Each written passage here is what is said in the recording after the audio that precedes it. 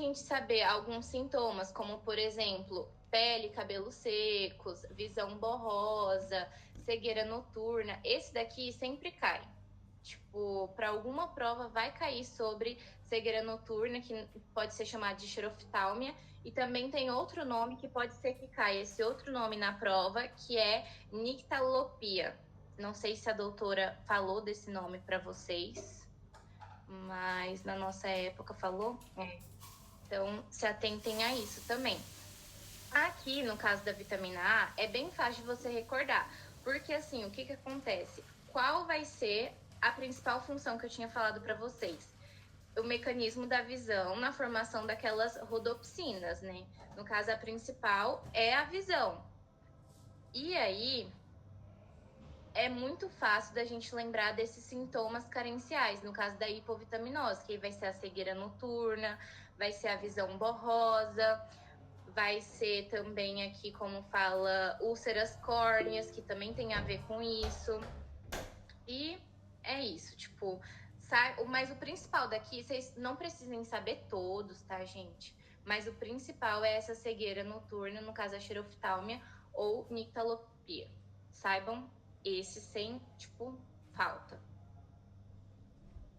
E aqui até fala também que a gente tem uma hiperplásia, né? Hiperplásia óssea, que é um incremento na produção de células num órgão ou tecido normal, que pode ser fisiológica ou patológica.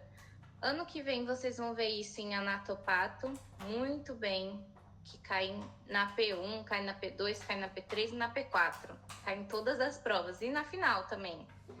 Que eu tô na P3 e ainda tô tendo que estudar essa hiperplásia, mas enfim, ela é bem legal, assim. E aqui a doutora fala um pouquinho, né, que a deficiência da vitamina A a gente tem a xeroftalmia, que ela pode ser também conhecida como essa queratomalácia, que causa sequelas, danos na córnea, cegueira noturna, entre outras. E aí aqui fala, né, o nome lá que eu já tinha dito, nictalopia, que a pessoa tem uma maior dificuldade para ver durante a noite.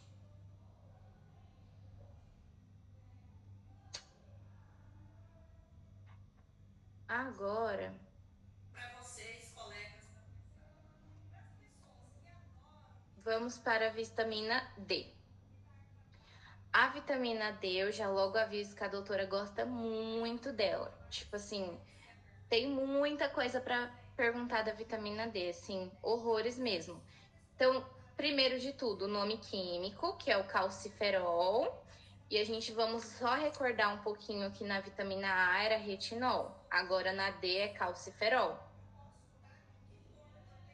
Bom, a gente tem que saber aqui que ela é lipossolúvel, o nome dela que é calciferol, e a gente vai ter que saber também a forma ativa.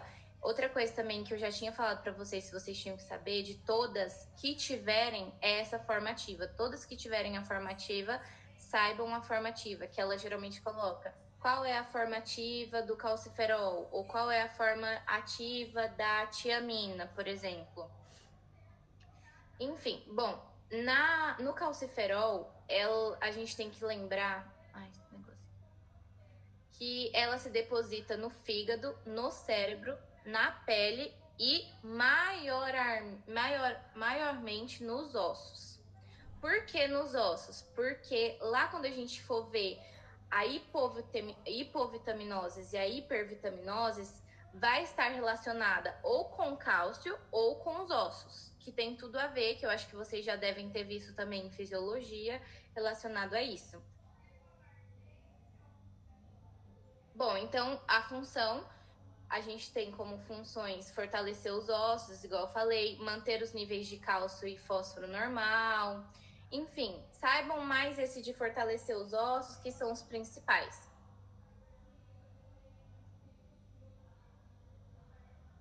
Aqui, isso daqui cai muito na prova, que vai ser o metabolismo da vitamina D. Bom, então, só lembrando, o nome químico da vitamina D é calciferol. Por que eu tô repetindo sempre, gente? Porque isso confunde demais. E lá na hora da prova, a gente tipo, erra por uma coisa besta.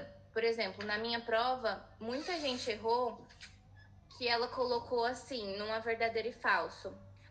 A forma ativa da vitamina D é calcidiol. Aí todo mundo colocou verdadeiro, mas tá falso, porque a forma ativa é calcitriol, porque como são nomes muito parecidos, meio que muda ali o tri pro di, entendeu? Então, isso, infelizmente, vocês vão ter mesmo que decorar, porque isso é muito importante, e para lá na hora da prova vocês não pegarem e se confundirem. Então, relembrando, o nome químico calciferol, a forma ativa dela vai ser o calcitriol, que tá bem aqui, ó, calcitriol. E a forma em que ela é armazenada no fígado vai ser calcidiol. Bem aqui. Então, a gente tem que saber que no metabolismo da vitamina D, a gente tem os raios solares, né, que eles provêm do sol. E aí a nossa pele libera 7-deidrocolesterol. E aí no fígado a gente vai ter o calcidiol e nos rins a gente vai ter a forma ativa que é calcitriol. Então, basicamente, tipo, na época que eu estava estudando, eu fiz assim um esqueminha para eu lembrar e lá na hora da prova eu consegui responder as perguntas. Eu coloquei tipo raios solares, aí puxei a flechinha, 7-deidrocolesterol, aí puxei a flechinha, calcidiol, aí puxei a flechinha, calcitriol, entendeu? E aí é basicamente isso. Esses 4 são que vocês têm que saber, que primeiro vem os raios solares, depois o 7-deidrocolesterol, enfim. E tem que se atentar àquilo que eu disse, saber a forma ativa, que é o calcitriol, saber a forma em que está armazenada no fígado, que é o calcidiol com D. E também temos que saber que o principal cofator, que eu acho que vai ter falando mais pra frente, é o magnésio. Isso ela também gosta muito de perguntar. Qual é o principal cofator do metabolismo do calciferol? Magnésio. Então, se falta o magnésio, a gente pode ter uma deficiência de vitamina D, que a gente vai ver logo que vai ser a osteomalácia, o raquitismo e a osteoporose. Ah, já é agora. Então, a nossa hipovitaminose da vitamina D são 3 principais, que são a osteomalácia, o raquitismo e a osteoporose. Todas são relacionadas com osso. Porque vocês lembram lá no início que fala que ela tá depositada maiormente nos ossos. Então aqui é saber mais ou menos características. Por exemplo, osteomalácia, os seus primeiros sintomas são a dor e a debilidade muscular. Não precisa, saber que se trata com vitamina D3 em doses de 1.000 a 50.000. Não, isso daqui não precisa saber. Mas saibam que a exposição ao sol durante 10 ou 15 minutos, 2 ou 3 vezes por semana, ajuda a prevenir. Já a osteoporose, a gente tem que saber que ela é uma enfermidade degenerativa que aparece com a idade. E nela a gente tem perca de massa óssea. E aí, basicamente isso. Só essas características, assim, mais gerais mesmo. Aqui a gente tem os ossos normais, os ossos com osteoporose. E o raquitismo, ele já é um processo... Fala aqui, né? Durante o processo de ossificação endocondral, se produz um tecido não mineralizado. Meio que é uma falha da mineralização do osteoide. Isso aqui eu nunca vi ela cobrando, mas assim, porque quando ela me falou sobre o que era para eu falar para vocês, ela falou que era a hipovitaminose e algumas características. Mas aqui, saiba que ela se caracteriza por anormalidades estruturais dos ossos largos, só isso.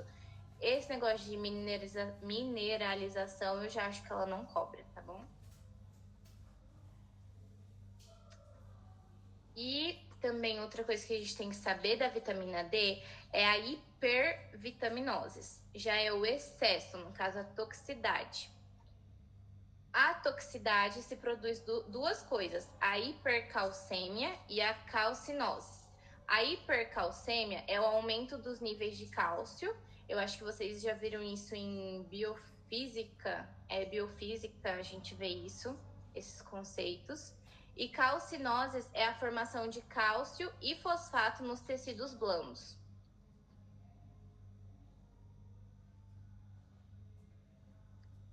E aí aqui, eu acho que aqui até vai falar, ó, a vitamina D, ela tem cofatores. E o magnésio é o mais importante desses cofatores. Então, lembrar bem disso.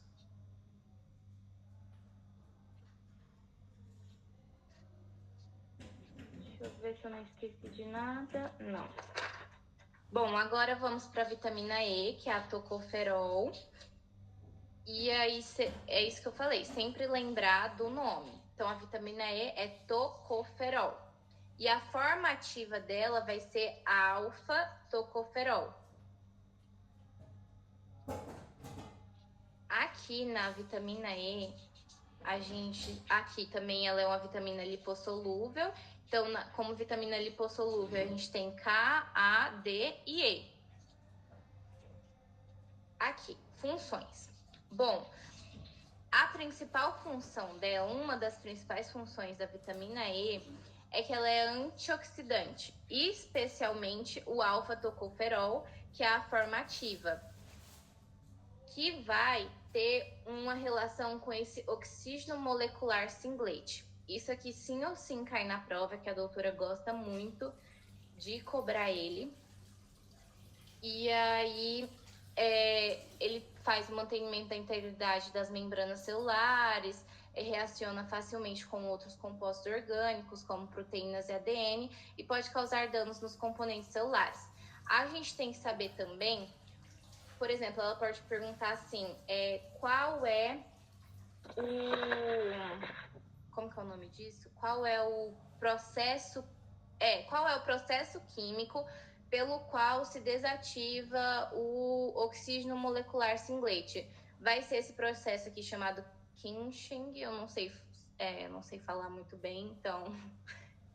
Enfim, isso aqui ela pode colocar como verdadeiro e falso, e aí mudar ele, ela pode pedir, eu acho que pedir para escrever, eu acho que ela não vai pedir não, porque ele é bem difícil de escrever, mas ela gosta bastante. Então saibam que para a gente desativar, para a gente destruir esse oxígeno molecular singlete, a gente tem esse processo que chama quenching, sei lá. Então, só para recapitular, antes de passar, a vitamina E, o nome dela é tocoferol, a forma ativa dela é alfa-tocoferol. A gente tem que lembrar que ela tem esse oxígeno molecular... eu tô falando muito rápido? Vocês querem que eu volte para algum lugar, tipo assim, que não deu muito bem para entender, que eu falei muito alto? Muito alto, não, muito rápido? Que aí eu posso voltar. Pra mim já ficou. Tô entendendo bem. Mas eu tô achando super bem, não tem... Tá, mas eu vou ir um pouquinho mais devagar, então. Então, recapitulando, a gente tem que saber que os tópicos são isso que eu falei. Eu vou ir falando, eu vou voltar rapidinho só pra você. Não, eu quis dizer que tá certo. Você vai falando os tópicos. E a professora cobra isso. E nós vamos anotando aqui, depois a gente revisa os slides e estuda. Tá corretíssimo. Tá. Não, sim, é por isso que eu tô repetindo várias vezes, porque isso é o que eu tô falando. Tipo, a doutora, ela vai cobrar os nomes das vitaminas. E na minha época, pelo menos, eu não sei como que tá agora na sala de vocês, mas na minha época, na minha sala, isso era o mais difícil pra gente, lembrar o nome de todas as vitaminas. Porque às vezes a gente errava a questão na prova, porque é igual eu tava até falando pro Alan, na nossa caiu na P2 vitamina. Tipo, a P3 já foi metabolismo, já foi outras coisas. Então, tipo, a gente errou muitas questões por não lembrar do nome das vitaminas, entendeu? Tipo retinol, essas coisas, que é o que a doutora mais quer que a gente saiba. Enfim, vitamina E, então, tocoferol, a formativa dela é alfa-tocoferol. A gente tem que lembrar que a gente tem o oxígeno molecular singlete, que ele pode ser desativado por aquele processo lá de Kensing, e que a principal função dele é a ação antioxidante. Tá bem? Agora, deixa eu só dar uma olhada aqui. Ah, já tá no... Cai alguma coisa sobre metabolismo dessa vitamina? Ela tinha mencionado muito os ácidos graxos poliinsaturados. Sim, é isso que eu tô procurando. Onde que tem aqui no slide? Aqui. Mais pra trás. O que a gente tem que saber também daqui é que, por exemplo... não, já até acabou. A gente tem que saber que... Aqui tem, achei, ó. Os triglicéridos, eles incrementam a absorção. Então, eles ajudam a ativar a absorção. E que quem inibe é os ácidos graxos poliinsaturados. Esse aqui ela também gosta muito de cobrar na prova. Então, a ativação da absorção, ela é pelos triglicéridos, eles ajudam, e a inativação, né, a inibição já é pelos ácidos graxos poliinsaturados. Tá bem? Eu acho que agora foi. Agora, outra coisa também, deixa eu ver onde que tem aqui. O armazenamento dela. Aqui.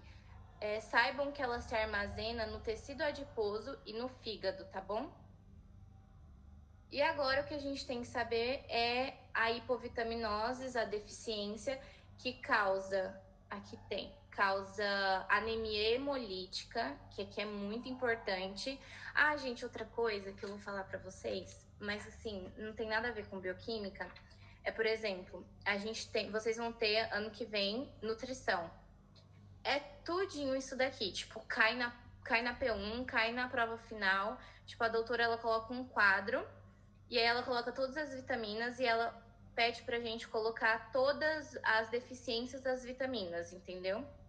Então, se vocês puderem, tipo, é só um conselho mesmo, assim, como uma pessoa que já tá mais pra frente, se vocês conseguirem aprender agora já, em nutrição, vocês não vão ter preocupações, entendeu? Porque essa parte de deficiência, de vitamina, essas coisas assim, a gente vê muito em nutrição.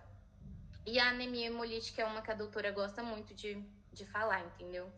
Então, assim, saibam que como deficiência a gente tem anemia hemolítica, a gente tem a miopatia e também neuropatia periférica.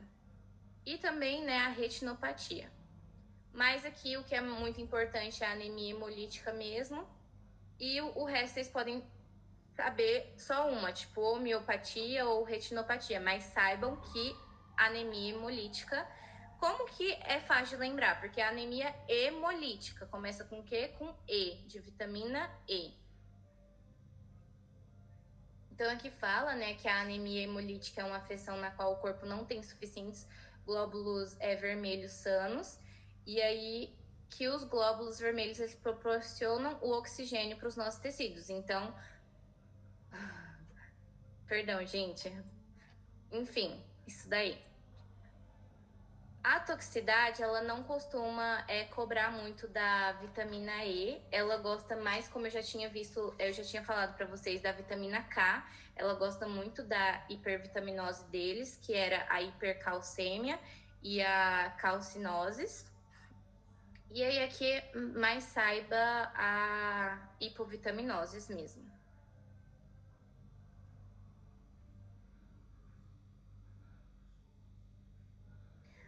Agora a vitamina K. A vitamina K, o nome dela é filoquinona. Muito difícil, eu achava. Ainda acho. O que vocês têm que saber, primeiramente, da vitamina K? Esses três grupos. Isso daqui ela adora cobrar.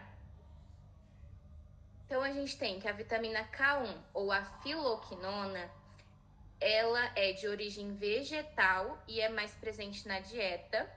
Tem que saber que é de origem vegetal. Tem que saber que, por exemplo, a vitamina K2 ou menaquinona, tem que saber o nome também. Por exemplo, filoquinona, vitamina K1. Menaquinona, vitamina K2. Menadiona, vitamina K3. E tem que saber a origem. Por exemplo, a filoquinona é vegetal, a menaquinona é bacteriano e a menadiona é de origem sintético. As outras coisas não precisam porque ela gosta mais de cobrar essa origem mesmo e o nome. Então saibam muito bem o nome. Vitamina K1 filoquinona, K2 menaquinona e K3 menadiona.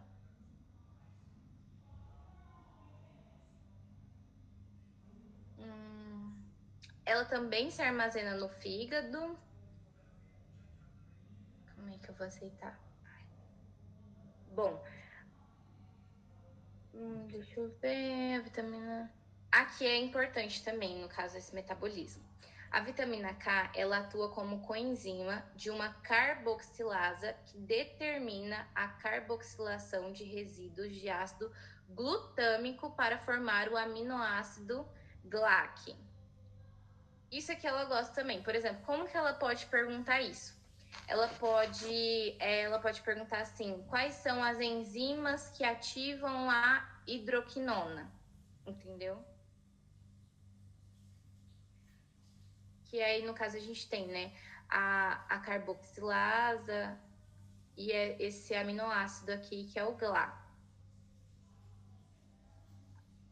Aqui, tá. Outra coisa que a gente tem que saber daqui é a forma ativa. A forma ativa da vitamina K é a hidroquinona, que eu acho que... E tipo, o nome químico normal é filoquinona, tá bom? Eu sei que é tudo muito parecido e que isso é muito difícil de estudar, mas o que eu falo para vocês é façam quadros comparativos, tipo, de nome, de forma ativa, dessas coisas assim que, de tanto que você olha, acaba que no final você lembra. Aqui também é muito importante, ela gosta muito de cobrar dessa warfarina, que é um fármaco anticoagulante que ele desempenha a sua ação ao inibir a redutasa, que aí bloqueia a formação da vitamina KH2, que é a hidroquinona, que é a forma ativa da vitamina K. Não sei se deu para entender que eu falei muito alto, muito rápido, mas eu posso repetir.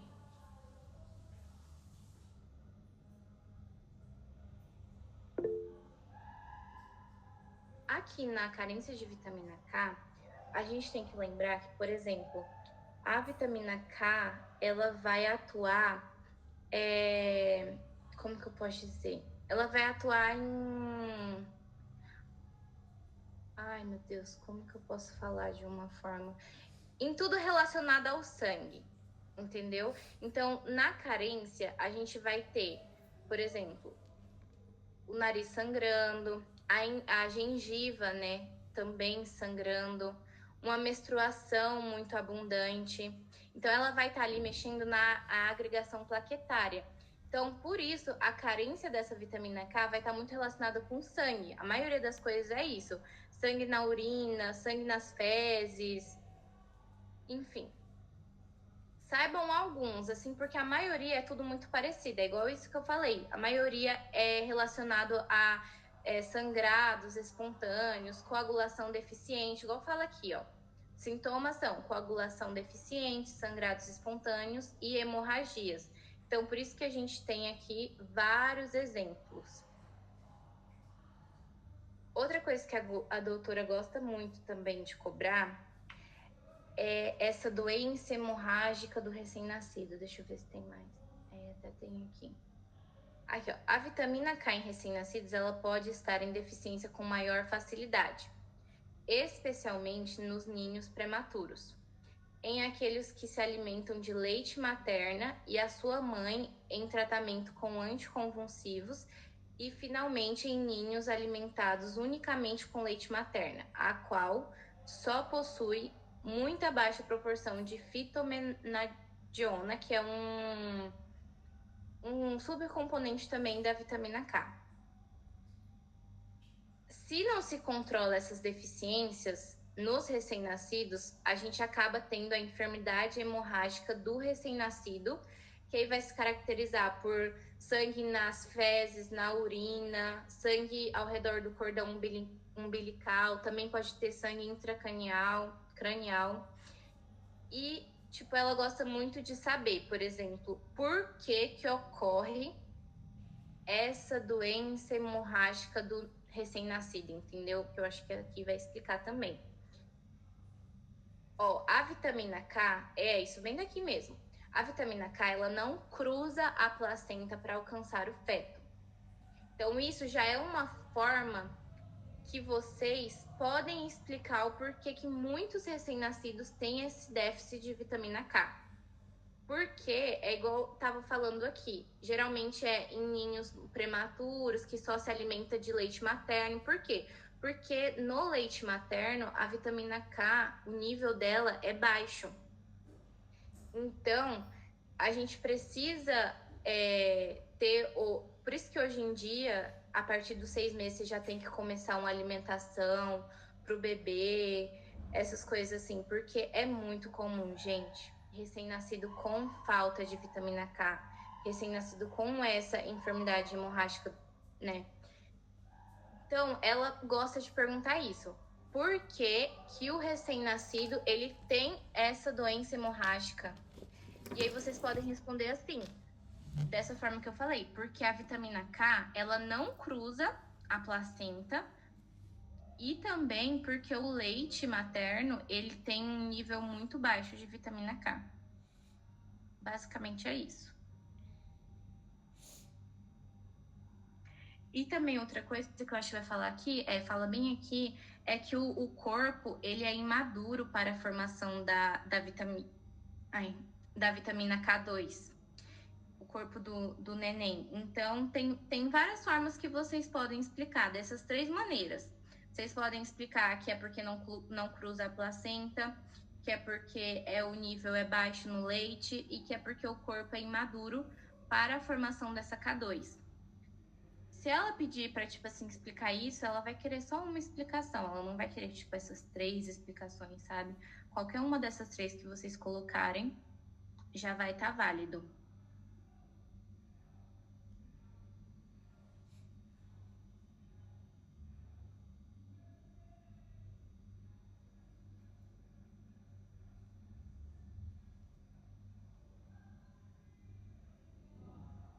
Tá, agora a gente terminou.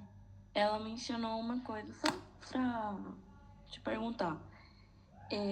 Lá em vitamina K, em excesso, tem o síntoma que é anemia hemolítica, né? No caso, vitamina K em excesso causa anemia hemolítica, porém vitamina E escasso também causa anemia hemolítica. Ela falou na sala que isso podia cair como verdadeiro e falso também. Sim, eu acho que comenta bem aqui mesmo. Aqui, ó. Anemia hemolítica. Isso. É por excesso e em vitamina E é por falta. Sim. Às vezes se ela colocar vai ser mais um verdadeiro e falso mesmo, porque ela geralmente gosta de cobrar mais a hipovitaminoses do que a hiper, entendeu? Mas saibam isso também, que aí é bom. Enfim, agora a gente chegou nas vitaminas hidrossolúveis. Eu vou só recapitular rapidinho por cima as lipossolúveis. Lipossolúveis, então, são vitamina A, vitamina D, vitamina K e vitamina E. A vitamina A gente tem que o nome dela é retinol. Lembrar que o precursor é o beta-caroteno. Gente, eu tô repetindo, porque muitas pessoas entraram depois que eu já tinha falado sobre essas vitaminas, tá? É por isso que eu tô falando bem rapidinho, só pra tipo, recapitular de novo.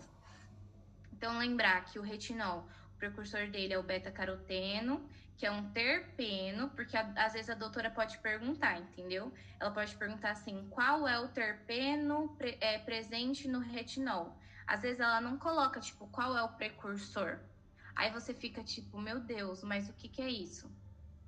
Então, lembre-se, precursor beta-caroteno, as enzimas que participam da hidrólise são as esterasas pancreáticas, a lipoproteína que aparece no metabolismo são as quilomicrones, e também que a gente tem o zinco, que ele é um bioelemento que a deficiência dele vai reduzir a formação daquela proteína fixadora de retinol, que é a RBP.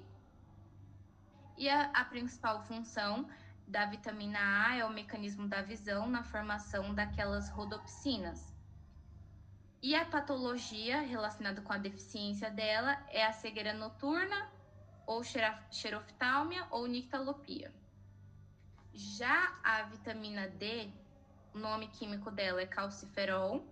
Lembrar que ela está depositada maiormente nos ossos, que a forma ativa dela é calcitriol e que a forma em que ela está armazenada no fígado é calcidiol. Lembrar do metabolismo, que a gente tem os raios solares, depois a gente tem 7-deidrocolesterol, depois no fígado a gente tem o calcidiol, depois no rim a gente tem calcitriol. E lembrar também o principal cofator, que é o magnésio, e as deficiências, que no caso da vitamina D, o calciferol, vão ser osteomalácia, raquitismo, osteoporoses, e a hipervitaminoses vai ser hipercalcemia e calcinoses. Já na vitamina E, a tocoferol, a gente tem a forma ativa dela, que é a alfa-tocoferol. Lembrar que ela tem o oxígeno molecular singlete, que ele pode ser desativado pelo processo lá de Cushing, e que a alfa e a beta-tocoferol, elas são esses principais desativadores desse oxigênio. A principal função é qual? É a ação antioxidante, e que a ativação da absorção, quem vai facilitar, né, no caso, são os triglicéridos, e quem vai ajudar a inibir são os ácidos graxos poliinsaturados. E as patologias que são a anemia hemolítica, como a Betânia acabou de falar. Também a gente tem miopatia, enfim. Já na vitamina K, que é a filoquinona, a gente vai ter a forma ativa dela, que se chama hidroquinona. E vamos ter que lembrar também dos 3 tipos de vitamina K, que é K1, K2 e K3. K1, filoquinona, origem vegetal. K2, menaquinona, origem bacteriana. K3, menadiona, origem sintético. E aí também ela pode perguntar da vitamina K, qual é o medicamento que pode inibir a ação da redutasa? Lembre, o warfarina. E saber a deficiência também, que a gente tem tudo relacionado a hemorragias, enfim, defeitos na coagulação, que pode ser hemorragias na gengiva, no nariz, uma menstruação muito abundante, sangue na urina, nas fezes. E lembrar da deficiência em recém-nascidos, que ela pede para explicar o porquê ocorre essa deficiência. E tem 3 formas de a gente explicar isso, que é que a vitamina K não cruza a placenta, ela então não alcança o feto, que o nível também de vitamina K é baixo no leite materno e que o corpo ele é imaduro para a formação da K2 do recém-nascido, tá bem? Então agora a gente terminou o que eram vitaminas solúveis. Alguém tem uma dúvida das lipossolúveis até aqui?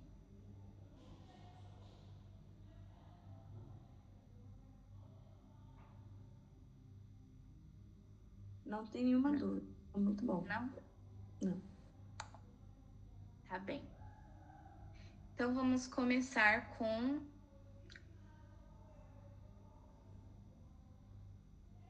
Aqui eu só vou falar uma coisa antes da gente começar, que é muito importante, que ela gosta. Ah, eu acho que tem dúvida, né, da vitamina K? Deixa eu ver.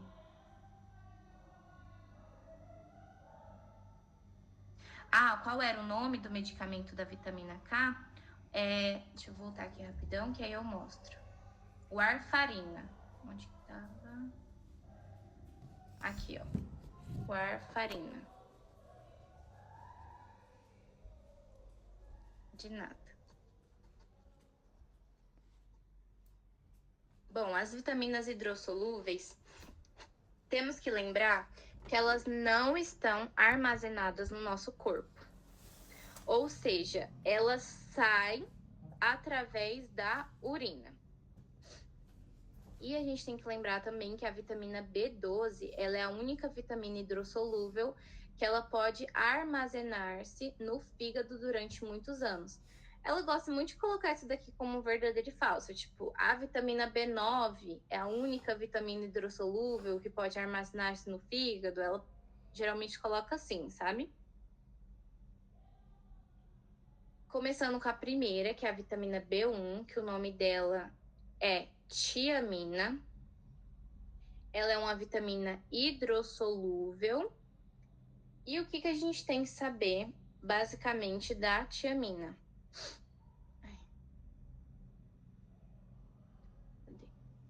Aqui, a gente tem que saber a estrutura química da tiamina, que ela consta de um anilho de pirimidina e outro de tiazol, unidos por essa ponte de metileno.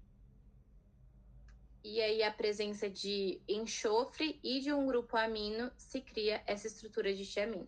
Então, ela gosta muito de perguntar isso. Por exemplo, numa fechada, ela coloca como é a estrutura química da tiamina. Aí vai ter lá A, B, C, D e E.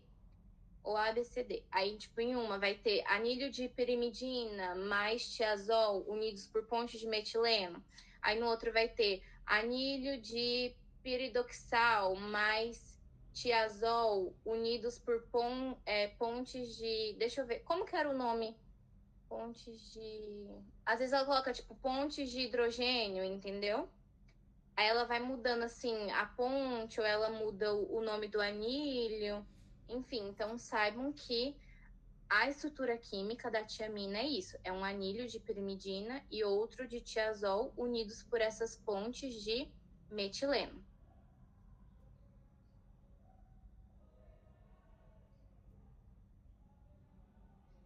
Aqui, no metabolismo, é importante que a gente saiba que a forma ativa dela é a tiamina pirofosfato, que ela pode ser abreviada como TPP. Aqui, no caso, TPP. E é importante também saber que a TPP, no caso a tiamina pirofosfato, ela está involucrada na descarboxilação oxidativa, que isso vai fazer com que permita a entrada no ciclo de Krebs. Então, às vezes ela pergunta bem assim na prova, em que... Deixa eu ver como que ela pode perguntar. Em que relaciona o ciclo de Krebs com a tiamina? Entendeu? Aí você vai colocar lá, porque a TPP ela está involucrada na descarboxilação oxidativa e aí faz com que permite a entrada no ciclo de Krebs. Basicamente é isso. Quando vocês, na final, isso já vai mudar um pouquinho, porque na final vocês já vão ter visto metabolismos, e aí tem metabolismo dos carboidratos, metabolismo de tudo. E aí, vai ver também ciclo de Krebs, essas coisas assim. Então, afinal, ela é um pouquinho difícil, porque vai, tipo, unindo tudo. Então, a gente tem que interligar tudo que a gente viu na P2, e na P3, e na P4, tudo junto, e aí é isso, tipo, lá na prova final. Tipo, até vai ter um aqui, por exemplo, a vitamina B12, ela é a cobalto, né? Tipo, ela tem... Eu vou falar isso só quando chegar lá para não confundir a cabeça de vocês. Mas, enfim. Isso, um dos exemplos é a vitamina B12, é a vitamina B6 também, essa vitamina B1, porque elas têm relação, tipo, com esses metabolismos. Então, aprendam muito isso, sabe? Porque para depois não ficar tão difícil. E a carência da tiamina é o beriberi. Isso aqui é muito importante. Saibam que a carência é o beriberi. Saibam também que existe um beriberi úmido e um beriberi seco. Não precisa saber, tipo, todos os sintomas. Se forem, tipo, eu não sei se a doutora pediu para vocês. É, isso aí, ela gosta de chamar de ciclo do ácido cítrico. Mas agora ela não. Acho que se ela cobrar agora vai ser mais ciclo de Krebs mesmo, para não confundir tanto. Os sintomas, é bom vocês saberem só uns 2. Foi isso que ela pediu na nossa época. Eu não sei se agora, quando ela deu o repasse para vocês, ela pediu também. Mas na nossa época ela pediu só para saber 2. E aí, tipo, às vezes ela coloca, por exemplo, cite 2 sintomas do beriberi, ou cite 2 sintomas do beriberi seco, entendeu?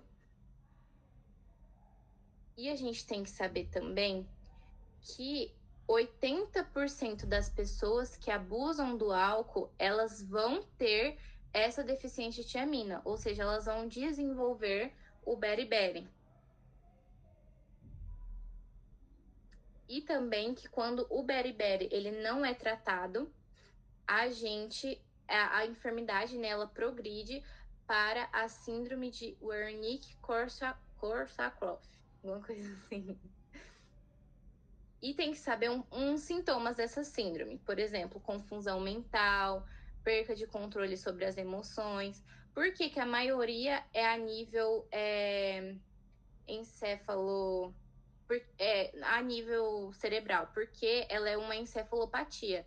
Então, na hora de lembrar, lembrem dessas coisas. Por exemplo, perca de memória, confusão mental, alucinação, entendeu? Eu acho que vocês estão vendo psicologia agora, né? Eu acho que é agora que vê. Enfim. E da vitamina B1 é isso. Então, só recapitulando, vitamina B1 a gente tem que saber que o nome dela é tiamina, que a forma ativa dela é tiamina pirofosfato. Também temos que saber a estrutura química dela, né? Que é aquele anilho. Vou voltar aqui de novo. Que é aquele anilho de pirimidina e outro de tiazol unidos por ponte de metileno. E saber também sobre o metabolismo e o beriberi, alguns sintomas de beriberi. Saber que beriberi é a hipovitaminose e que se não se trata beriberi, a gente tem a síndrome de Wernicke-Korsakoff lá. E saber alguns sintomas dessa síndrome também.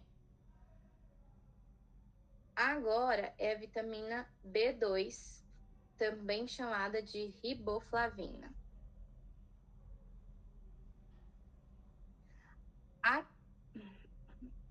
Aqui, a riboflavina, a gente tem que saber que a sua estrutura química dá uma cor de amarelo e fluorescência baixa luz ultravioleta.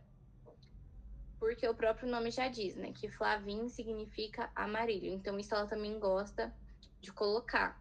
Ou ela pode pedir como objetiva mesmo, ou ela pode pedir como verdadeira e falsa. Tipo, mudar a cor.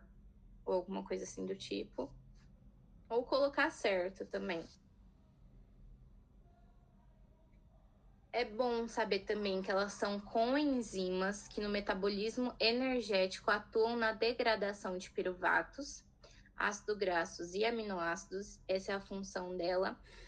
E que, em conjunto com a vitamina B6, ela ajuda na conversão do triptófano a ácido nicotínico. Isso daí a gente vai ver, acho que na próxima, na niacina. Então, saibam isso, tipo, vão interligando. Por exemplo, a vitamina B2 e a B6 vai ajudar lá o triptófano a criar a vitamina B3. Não sei se deu para entender mais ou menos.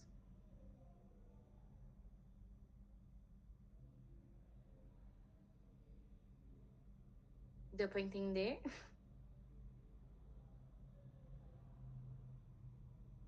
Não? Então eu vou explicar de novo. Saibam que, por exemplo, a vitamina B2, que é essa que a gente está vendo agora, que é a riboflavina, ela, junto com a vitamina B6, elas duas, a B2 e a B6, elas vão ajudar o triptófano, que ele é um aminoácido, a meio que criar a vitamina B3, que é a niacina. Quando, bem que eu acho que vai ter, cadê? Aqui, ó. Na niacina, que é a vitamina B3, a gente tem o triptófano, que é ele que cria a niacina através da via da quinurenina. E aí, o que tá querendo dizer lá é que a vitamina B2 e a B6 ajudam esse triptófano nessa conversão para criar a niacina, entendeu? E às vezes a doutora pode perguntar isso, ela pode perguntar quais são as duas vitaminas que ajudam o triptófano a formar a niacina, entendeu? Aí você vai colocar vitamina B2 e vitamina B6. Aqui na riboflavina, a gente tem as flavocoenzimas. A riboflavina, ela se combina com outras moléculas para formar essas flavocoenzimas, que é FAD e FMN. Estas duas são as verdadeiras coenzimas, ou seja, são as duas estruturas que se combinam com outras proteínas para poder cumprir funções no nosso metabolismo. Então, lembrem lá da função, que a principal função é que a vitamina B2, elas são coenzimas que no metabolismo energético atuam na degradação de piruvatos, ácidos graxos e aminoácidos. E quem vai fazer isso vai ser essas nossas flavocoenzimas, que é o FAD e o FMN, tá bom? O FAD, ele intervém na biossíntese da niacina, que é a vitamina B3, que era a vitamina que a gente estava falando lá sobre o triptófano. Então, aqui, o FAD, ele nos ajuda nisso, ele intervém lá nessa biossíntese. E o FMN, ele é necessário para a conversão da piridoxina, que é a vitamina B6. Então, isso daqui também é importante saber. Porque, às vezes, pode confundir muito, que o FAD e o FMN, eles são componentes da vitamina B2. Porém, eles ajudam na vitamina B3 e na vitamina B6. Então, o FAD, ele ajuda na biossíntese da niacina e o FMN na conversão da piridoxina, que é a vitamina B6. E aqui tem algumas coisas que eles fazem, por exemplo, reações redox, transferências de elétron, metabolismo de toxina e medicamentos, glutathione redutase, ação antioxidante e ajuda o citocromo P450 também. Ela também às vezes gosta de pedir 1 ou 2, tipo, dessas coisas que eles fazem.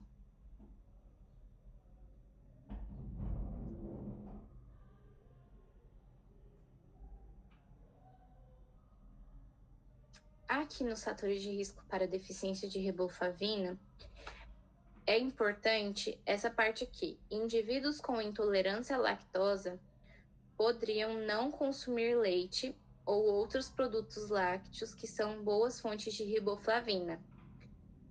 Por quê? Porque os fatores de risco para a deficiência são indivíduos com intolerância à lactose. Porque a vitamina B2, ela se encontra em lácteos. Eu acho que vocês estão fazendo aquelas apresentações que tem que levar comidas, né, sobre cada vitamina. Então, aqui, um fator de risco é isso, porque é bem comum você ver uma pessoa com intolerância à lactose que tem essa falta de vitamina B2 e que, por exemplo, não faz a manutenção, não repõe, enfim. E as carências aqui, no caso da hipovitaminoses, a gente tem queilites angular, glossites, dermatites na zona genital. Esses 3 aqui são os mais importantes: queilites, glossites e dermatites, que é geralmente, se ela colocar alguma coisa na prova ou pedir alguma coisa na prova, vai ser referente a isso. Outra coisa que ela falou pra mim. Oi. Ela comentou que ia colocar foto. Ela costuma colocar foto, você já viu? Para relacionar a foto com a doença? É isso que eu ia falar agora. Inclusive, ela fala que ela coloca, que ela pode pôr imagem para relacionar um ao outro. Mas, assim, ano passado, no meu ano, ela não colocou foto em nenhuma prova. Só que ela falou pra gente que ela ia colocar. E ontem, quando ela me mandou também mensagem para falar o que eu deveria, falar para vocês, ela também falou que ela poderia pôr imagem dessa queilites, glossites e dermatites. Então, assim, bem provável que ela não coloque. Mas saibam, assim, saibam que queilites vai ser bem aqui no cantinho da boca. Já glossites vai ser na língua. E dermatites vai ser na zona genital. Então, assim, vocês já vão saber mais ou menos diferenciar uma foto da outra. Mas é bem provável que ela não coloque, não. Ela geralmente fala que coloca e... Ela comentou que se ela for colocar foto, ela vai usar a foto que tá no slide. Então também fica certo. Fica mais fácil de acertar. Isso daí. Ela não vai mudar as fotos. A queilites é aqui no cantinho. A glossite já é na língua. Aqui uma glossites. E a dermatite já é na zona genital. Ela fala mesmo, talvez possa ser que ela coloque.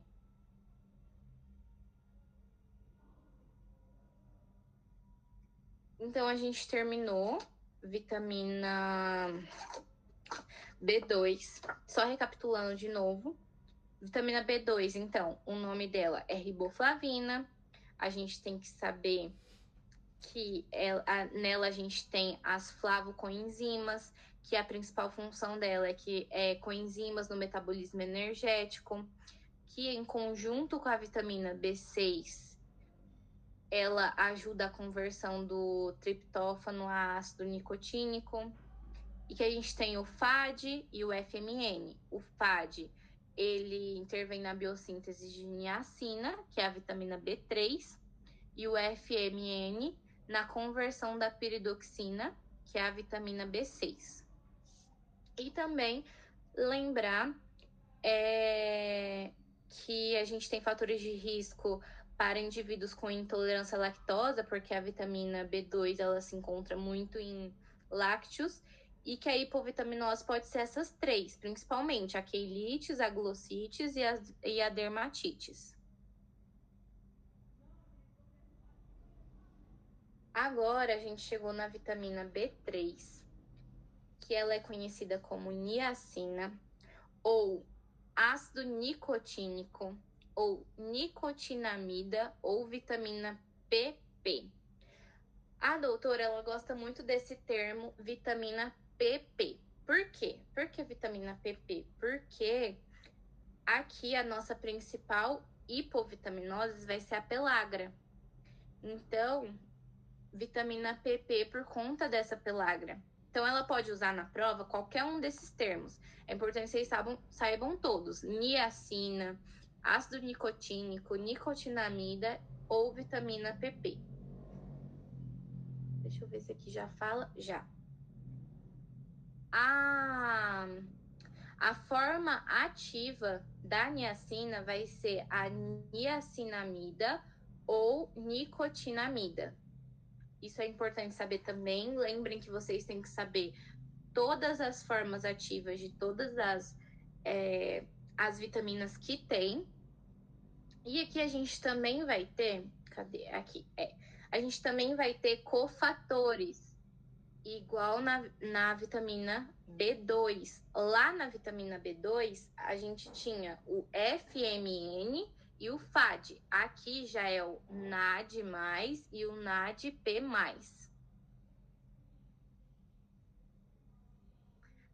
Se atentem bastante, não se esqueçam, tipo, de qual é qual, porque às vezes ela pode colocar, por exemplo, que ela pode trocar, tipo, colocar NAD+, e NADP+, que é vitamina B2, ou seja, tipo, riboflavina, sendo que não é o contrário. Mas por os dois T, às vezes muitas pessoas se confundem.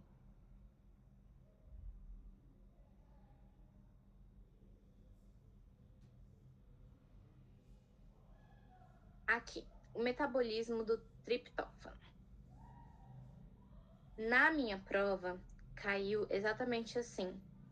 Qual o aminoácido que participa do metabolismo da niacina? Exatamente assim, caiu. Qual o aminoácido que participa do metabolismo da niacina? E, tipo assim, eu tinha estudado o slide, eu tinha visto todas as aulas dela, e eu fiquei tipo, meu Deus, o que é isso? Do que ela tá falando? Por quê? Porque eu não sabia que o triptófano era um aminoácido. Então já fica para vocês saberem que o triptófano é um aminoácido, gente, que essa eu errei na prova. E eu nunca mais esqueci disso na minha vida. Então ela pode perguntar isso. Fica a dica. Se ela perguntar de aminoácido na vitamina B3, ela tá falando do triptófano, que ele é o aminoácido que ajuda nessa produção de niacina. Então, a gente tem esse triptófano, a gente tem também essa via da quinurenina, ou seja, ela pode fazer outra pergunta relacionada a isso também. Por exemplo, qual a via do metabolismo do triptófano que se forma a niacina? Via da quinurenina seria a resposta. Então aqui ela pode usar tipo essas duas formas de perguntar. Ela pode perguntar tanto sobre o triptófano quanto sobre a quinurenina, entendeu?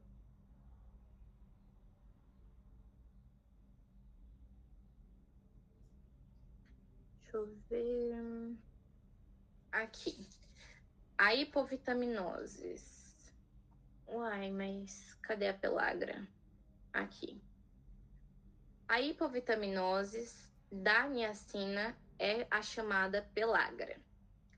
Ela é a doença, a enfermidade das 3D. Isso aqui também caiu na minha prova, tá? Tipo, só pra falar assim, ela perguntou quais são as 3D da pelagra? Diarreia, dermatites e demência. Então, pode ser que também caiu na prova de alguém. Saibam essas 3D, saibam que a pelagra é a hipovitaminoses da vitamina B3. E outra coisa aqui, como que vocês vão lembrar? Igual, lembra que lá na anemia hemolítica eu falei que é fácil lembrar que a anemia hemolítica ela é uma deficiência da vitamina E, porque a anemia hemolítica que vem de E, aqui é a mesma coisa, tipo, enfermidade das 3D, vitamina B3, entendeu? Então, 3D, vitamina B3. Tipo, só para ajudar, se for ajudar alguém a lembrar. E aí eu acho que aqui também fala sobre alguns sintomas que pode causar, né? A carência. Transtornos nervosos, fadiga, icterícia, enfim. Mas o mais importante mesmo é a pelagra.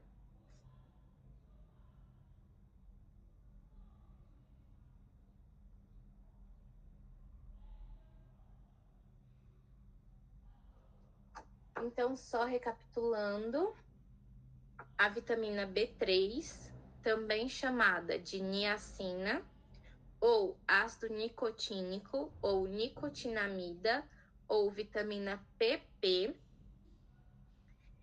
ela tem que lembrar da forma ativa dela, que é a niacinamida ou a nicotinamida. Lembrar que ela também tem 2 cofatores, que é o NAD+, e o NADP+, e que o metabolismo, ela é criada pelo metabolismo do triptófano, que o triptófano é um aminoácido. Então, qual é a via desse metabolismo do triptófano que produz a niacina? A via da quinurenina. Lembrar disso também. E lembrar que a deficiência de niacina, a gente tem a enfermidade das 3D, que é a pelagra, e que é diarreia, dermatites e demência.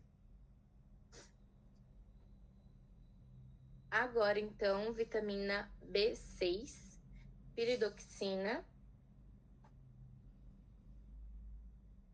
Aqui na vitamina B6, é importante que a gente saiba a estrutura química dela, que ela é um grupo de 3 compostos químicos, ou seja, ela tem a piridoxina, que o radical dela vai ser o quê? Vai ser um álcool.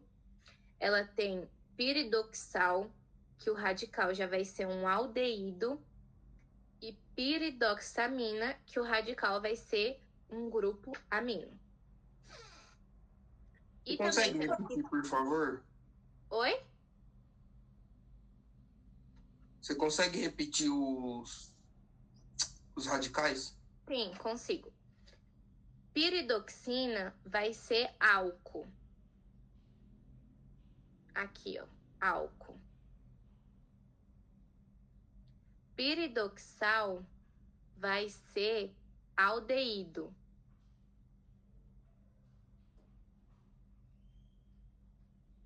E a piridoxamina vai ser um grupo amino.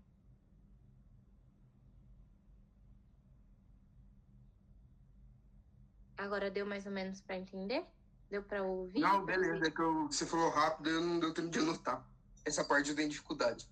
Não, mas podem me parar se vocês, tipo, se eu falar muito rápido e não der tempo de anotar, tá bom? Podem me parar que eu repito quantas vezes for necessário. Ah, deixa eu ver aqui que mandaram uma pergunta no chat. Agora que eu vi, ela sempre fala 3. Não, pode ser 3, mas é porque assim, quando ela cobra para escrever na prova, eu não sei agora como que tá na prova de vocês, porque no semestre passado eu só vi 2 provas, que foi, eu acho que da turma F e da H, uma coisa assim. E eu não sei se ela pediu, assim, 3 coisas, sabe? Geralmente ela pedia uma só, às vezes ela pede 2, mas é bom saber 3 mesmo, porque assim, né, você tá preparado para tudo lá na hora. E ela pode cobrar esses desenhos? Sim, é isso que eu já ia falar também. Ela coloca, geralmente ela coloca assim, e ela pode perguntar, né, qual que é o composto químico, qual que é o nome, enfim. Tipo, ela pode colocar isso como uma fechada, uma objetiva. Mas vocês vão por aqui mesmo, igual vocês estudaram lá no semestre passado, né? Piridoxina. É porque piridoxina também pode ser chamado de piridoxol. Se tivesse, tipo, na prova piridoxol, seria mais fácil, né? Que termina com ol. Então é mais fácil da gente lembrar que é álcool. Já piridoxal termina com al, lembrem lá, aldeído. E piridoxamina é amina, termina com amina. Então, tipo, vocês vão ver o radical e aí vocês já vão saber quais são, entendeu? E lembrar também que a forma ativa da piridoxina é o piridoxal fosfato. Isso ela costuma perguntar também.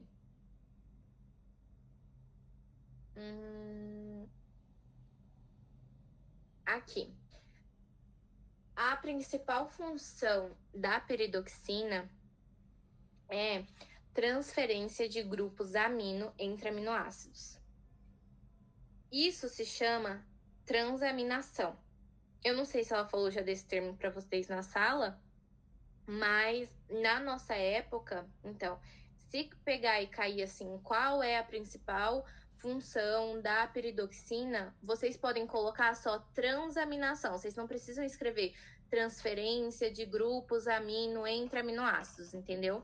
Só transaminação já resume tudo isso. Então, se ela saibam que a principal função é essa transaminação, essa transferência de grupos amino entre aminoácidos, e que a vitamina B6 ela intervém na elaboração de substâncias cerebrais, como a serotonina. Então, essas duas funções ela gosta sim, bastante de perguntar.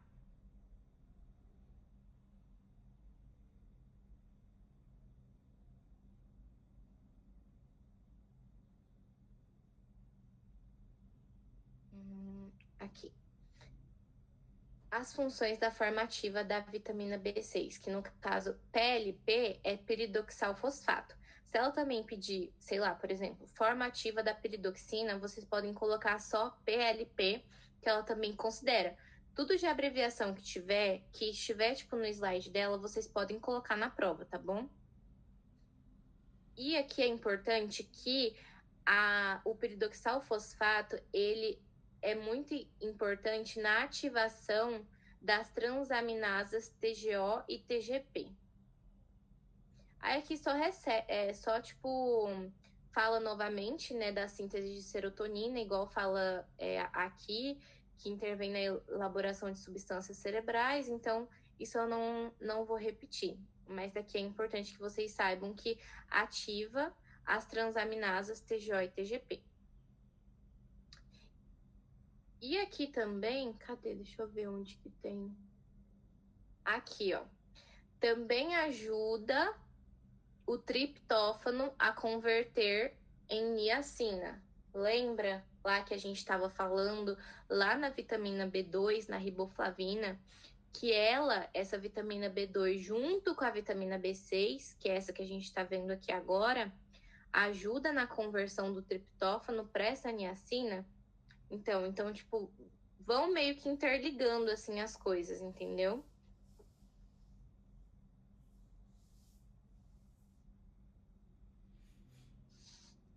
E aqui, cadê? Acho que não fala. Ah, fala aqui. Antes de ir para hipovitaminoses, eu só vou falar rapidinho sobre isso daqui, que a doutora também gosta muito de cobrar, que é que a vitamina B6, ela é essencial porque junto com a vitamina B9 e a B12, que vão ser as que a gente vai ver agora depois dessa, elas ajudam a controlar o nível de homocisteína no sangue, ou seja, ajuda a prevenir enfermidades cardiovasculares. Então, isso aqui ela gosta muito de cobrar. Ela pode, tipo, colocar no verdadeiro e falso. Ela pode colocar, assim, a vitamina B6 junto com a B12 e a B9 ajuda a controlar o nível de homocisteína. Ou ela pode colocar, tipo, trocar as vitaminas, né? Colocar, tipo, a vitamina B6 junto com a B12 e a B3. Entendeu? Então, se atentem. Lembre que é a B6, a B12 e a B9 que ajudam a controlar esse nível de homocisteína no sangue. E no caso aqui na deficiência, a gente vai ter a anemia sideroblástica, a gente vai ter também neuropatia periférica, dermatite de novo e glossite de novo. E aí aqui o que mais é assim importante mesmo é essa anemia sideroblástica, porque assim, o resto, por exemplo, claro que se a doutora pedir lá para vocês citarem hipovitaminoses da vitamina B6, qualquer um desses que você colocar vai estar certo. Não importa se você colocar anemia sideroblástica, ou neuropatia periférica, ou dermatites, ou glossites. Mas geralmente, tipo, se ela for falar em uma questão sobre a deficiência, ela vai colocar essa anemia sideroblástica, por ser mais o que difere das outras, entendeu? Porque a dermatites e a glossites, a gente já tem elas lá na vitamina B2 e tudo mais. Só que se ela pedir aberta, vocês também podem colocar essas daí, tá bom?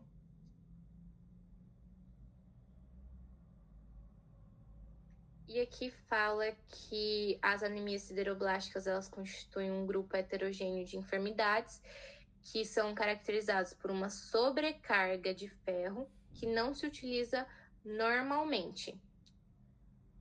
Então, com outras palavras, é uma sobrecarga de ferro no sangue. Basicamente é isso. Agora, recapitulando rapidinho a vitamina B6, a piridoxina, a gente tem que lembrar que ela tem 3 propriedades químicas lá, tem 3 formas. Tem a piridoxina, ou pode ser chamado também de piridoxol, que o radical vai ser álcool. A gente tem piridoxal, que o radical vai ser o aldeído. A gente tem piridoxamina, que o radical vai ser um grupo amino. E lembrar que a forma ativa é o PLP, ou seja, piridoxal fosfato. A principal função da piridoxina é a transaminação, uma transferência de grupos amino entre aminoácidos. E tem que lembrar também que ela intervém na elaboração de substâncias cerebrais, como, por exemplo, a serotonina, que vão regular diversas coisas, o estado de ânimo, humor, de sono, enfim. E que a PLP, que é a forma ativa, a piridoxal fosfato, ela vai ativar as transaminasas TGO e TGP. E na hipovitaminoses, a gente tem anemia sideroblástica, glossites, dermatites, neuropatia periférica. E lembrar que a vitamina B6, junto com a B9 e a B12, ajuda a controlar o nível de homocisteína no sangue. E isso faz com que a gente previna enfermidades cardiovasculares. Alguém tem alguma pergunta?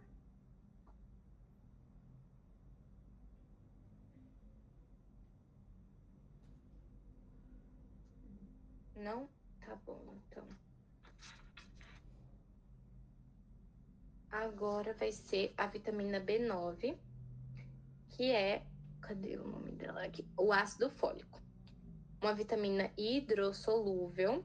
E aqui a gente tem que saber, sim ou sim, que a forma ativa dela é esse ácido 5, 6, 7, 8 tetrahidrofólico. Porém, se ela perguntar isso daí na prova, vocês não precisam colocar ácido 5, 6, 7, 8 tetrahidrofólico. Coloquem só tetrahidrofolato, que é esse termozinho aqui. Não vou falar que não vai cair na de vocês, porque caiu na minha. Então, tem bastante chance de cair na prova de alguém. E ainda, tipo, na minha caiu como aberta. Então, saibam essa forma ativa, que é o tetrahidrofolato ou o ácido 5, 6, 7, 8 tetrahidrofólico. Tá bem? Cadê? Aqui. Na absorção, no transporte e no armazenamento, a gente tem que lembrar que nos alimentos a gente vai encontrar essa vitamina B9 como poliglutamato e deve ser hidrolisado. Então, saibam desse poliglutamato. Outra coisa também que tem que saber, eu já volto ali. Outra coisa também que tem que saber é isso daqui, a diferença de ácido fólico para folato. Então, ácido fólico é a vitamina do complexo B feita pelo homem e que é usada como suplemento de vitamina e colocada em certos alimentos chamados alimentos enriquecidos ou fortificados. Já o folato é a forma natural da vitamina do complexo B e se encontra naturalmente em alguns alimentos. Então, basicamente, qual que é a diferença de um para o outro? o ácido fólico, ele basicamente é a forma manipulada e o folato é a forma natural de obtenção. Vai ser isso. Se ela colocar isso como uma objetiva mesmo, ou como uma verdadeira e falso, alguma coisa assim do tipo, ela vai falar isso, por exemplo, que o ácido fólico é a forma manipulada e que o folato é a forma natural de obtenção. Vocês não precisam decorar isso aqui tudinho, entendeu? Saibam que ácido fólico, forma manipulada, folato, forma natural. E voltando aqui nas funções, duas funções muito importantes do ácido fólico é que a gente tem o desenvolvimento do sistema nervoso fetal e que a gente tem a formação de eritrocitos e leucocitos na medula óssea, que faz com que a gente amadureça o nosso tubo neural. Então, quando a gente chegar lá na parte das hipovitaminoses, a gente vai ter a espinha bífida e a anencefalia, por conta desses defeitos no tubo neural. Tá bom? Então, lembrem bastante dessas duas funções, porque elas são funções muito importantes. E aqui também fala, sínteses a partir da homocisteína, porque lembrem que a vitamina B6, junto com a B9 e a B12, ajuda a controlar o nível de homocisteína no sangue.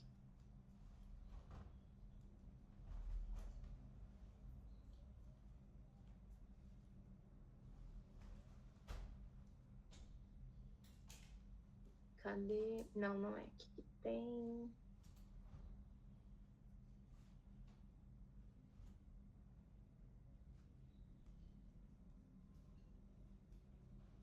Aqui fala, ó, o ácido fólico ele é necessário para a produção de glóbulos vermelhos e a formação do tubo neural. Então, lembrem lá naquela função que eu já tinha dito para vocês, que isso é uma função. Então, se a gente não tem um nível adequado de ácido fólico no nosso corpo, principalmente durante a gravidez, vai ocorrer esses defeitos no tubo neural. Então, tem que saber também que o consumo desse ácido fólico, ele é necessário antes da concepção e durante o primeiro trimestre de embaraço. Que isso faz com que reduza o risco de a gente ter um bebê ali com um defeito nesse tubo neural. Então, ela pode perguntar, assim, quando é recomendado o consumo de ácido fólico na dieta da mãe? Aí vocês vão colocar, ou a opção, se tiver, eu não sei como que ela pode cobrar isso, mas ela pode cobrar esse consumo antes da concepção e durante o primeiro trimestre de embaraço, tá bom? Concepção seria gravidez mesmo? Tipo uma gravidez planejada? Antes de você saber, assim, entendeu? Até que hoje em dia, quando vocês estudarem mais pra frente, vocês vão ver que, tipo, eu não sei, mas deve ter mães aqui presentes, é obrigatório, quando você vai numa consulta, a primeira coisa que eles já passam é a vitamina B9, a reposição dela, porque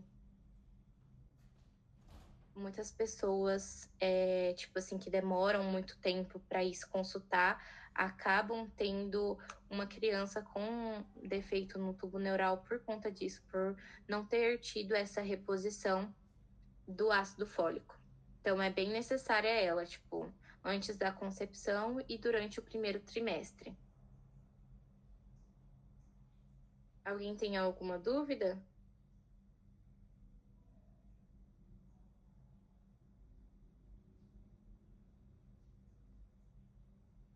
Tá, então vamos começar. Voltar, na verdade. Então, vamos falar sobre a hipovitaminose. Na hipovitaminoses, as mais comuns vai ser a espinha bífida e a anencefalia. Aqui é importante que vocês saibam o conceito de cada uma. Então, aqui a gente tem um conceito de espinha bífida. É o CR anormal da parte inferior do tubo neural e, como consequência, a espinha dorsal e a coluna vertebral não se desenvolve corretamente.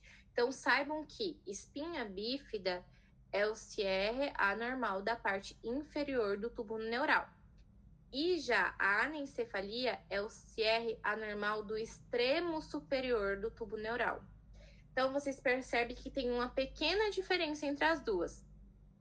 A espinha bífida vai ser na parte inferior do tubo neural e a anencefalia vai ser na parte superior.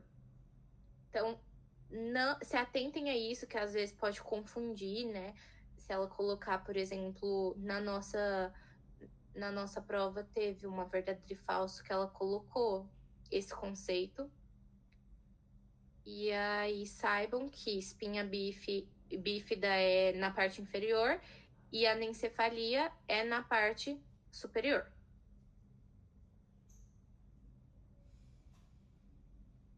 E aqui a gente tem uma manifestação clínica muito importante, que é a anemia megaloblástica, que a gente também vai ter na vitamina B12, que é uma condição causada pela redução no número de glóbulos vermelhos normais, que aí vai fazer com que os nossos eritrocitos eles fiquem grandes, imaduros e disfuncionais na medula óssea.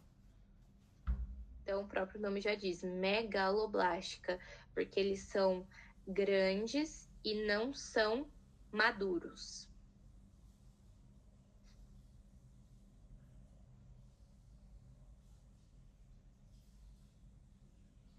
Então, terminamos a vitamina B9 e agora, só recapitulando,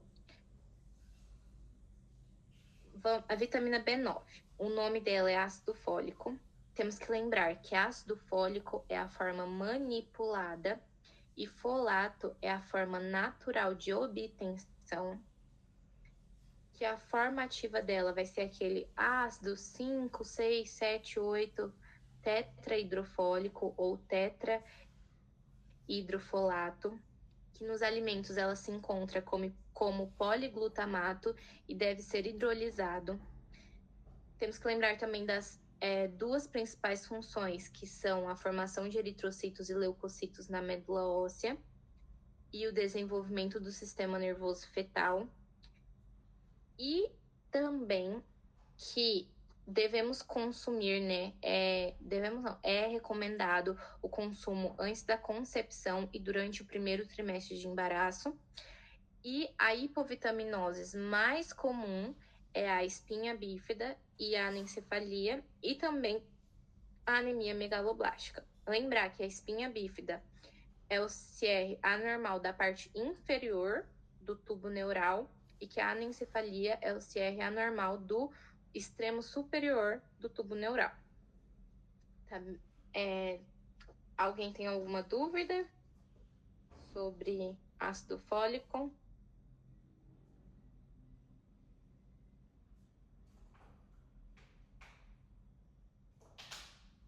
Tá, então vamos para a vitamina B12. A vitamina B12, chamada de cobalamina, ela vai ter também 4 formas químicas. Igual a gente teve lá na peridoxina, que tinha 3. Lembra que lá tinha peridoxina, peridoxal e peridoxamina? Aqui também vai ter parecido com isso. Então, a gente vai ter a adenosilcobalamina, a cianocobalamina, a hidroxocobalamina e a metilcobalamina. Então, é importante saber essas 4 formas químicas da cobalamina. E outra coisa também que devemos saber, que é muito importante, é que aqui o que vai fazer parte da cobalamina vai ser o cobalto. Então, ela pode, perguntar sobre isso, entendeu? Igual, tipo, qual é o bioelemento que forma parte da cobalamina? Cobalto.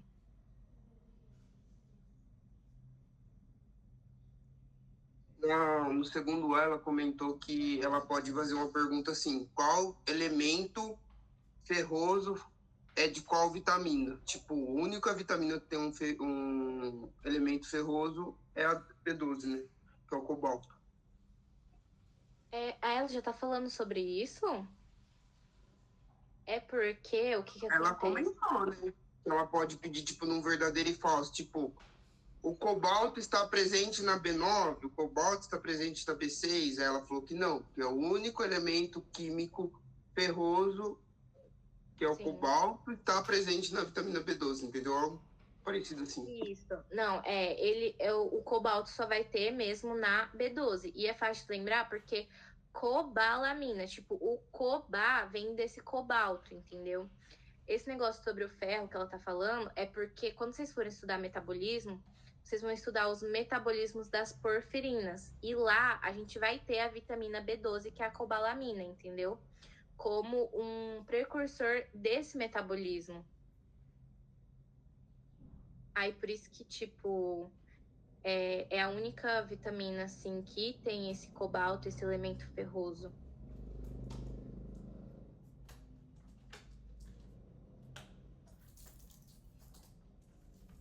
Isso, vitamina que possui um metal no centro. É porque, cadê a estrutura? É aqui, ó, a estrutura. Um metal no centro. Que no caso é o cobalto. Ela pode perguntar exatamente desse mesmo jeitinho aí que a Kaline mandou no chat.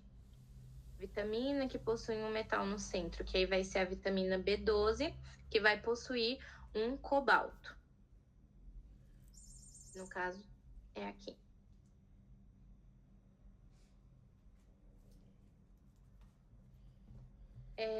Sobre as funções, é bom saber que participa na síntese de ADN, RN, formação de proteínas.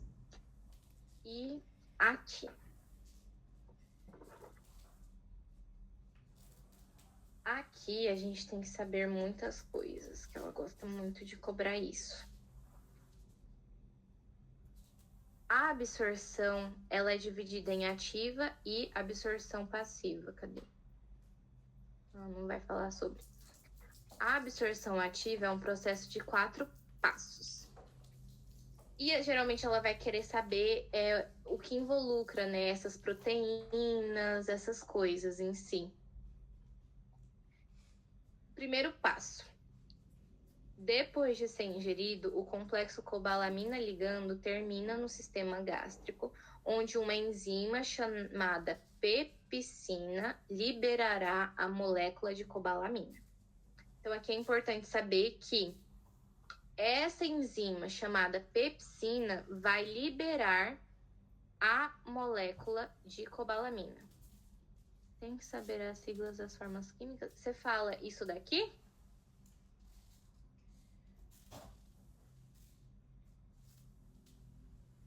Não. Isso aqui é só porque é uma forma de abreviar mesmo, mas se ela colocar na prova vai ser o nome completo. É bom que vocês saibam o nome completo, entendeu?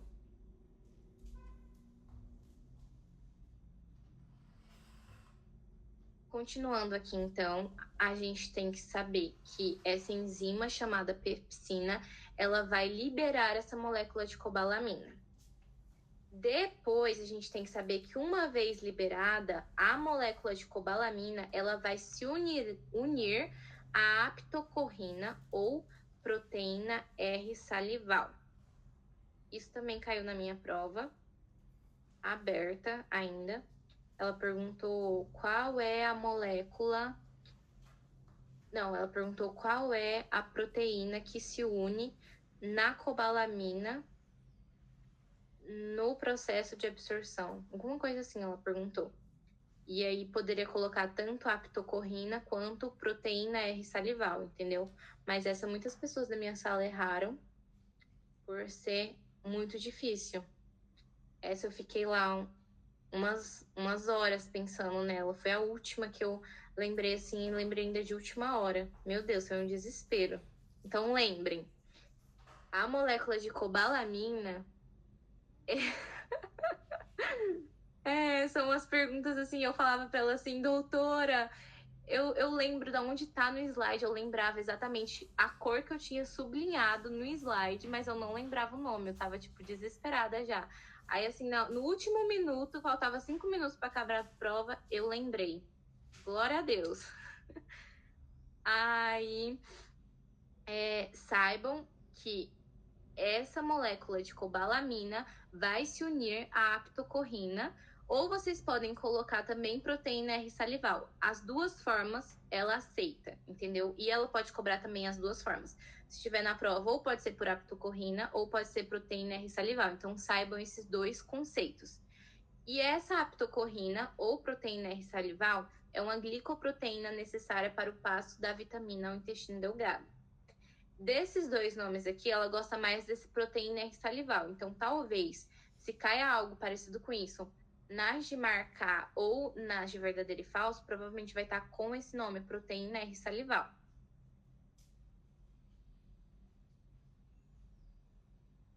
Aqui a gente também tem que saber que, graças à sua união à proteína R, a molécula da vitamina B12 passa do estômago ao duodeno, onde as enzimas pancreáticas liberarão novamente a molécula de vitamina B12.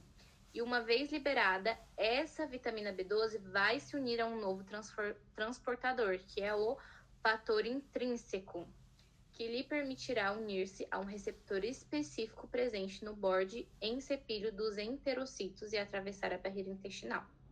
Então, basicamente assim, só falando mais por cima, o que vocês têm que saber é que essa enzima chamada pepsina, ela vai liberar a molécula de cobalamina, que essa cobalamina, ela vai se unir a essa aptocorrina, ou proteína R salival, e que depois ela vai se unir a um novo transportador, que é o fator intrínseco. E esse fator intrínseco, ele vai permitir que ela se una a um receptor específico presente nesse borde ensepíleo dos enterocitos. E aí, assim, atravessar a barreira intestinal. Eu sei que é muita coisa, mas é dando, assim, um norte, assim, sabe? Basicamente é isso que vocês têm que saber. Então, não se esqueçam da pepsina, da aptocorrina, ou a proteína R salival, do fator intrínseco, e que esse fator intrínseco vai permitir unir-se a um receptor específico presente no borde ensepíleo dos enterocitos. E também não se esqueçam que a molécula de cobalamina, ela vai passar ao sangue, onde vai se unir às proteínas de transporte. Ela pergunta isso. Não, isso aqui na verdade foi verdadeiro e falso para mim. Foi assim: as proteínas de transporte da vitamina B... Não, ela não colocou vitamina B12. Ela falou da cobalamina são transcobalamina e aptocorrina. É alguma coisa assim do tipo, sabe? Como verdadeiro e falso. Então, saiba disso, que as proteínas de transporte é transcobalamina ou a aptocorrina, que fala aqui também.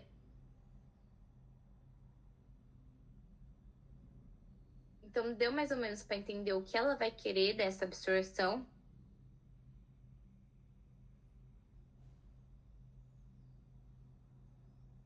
Só a última proteína é não consigo falar. Transcobalamina.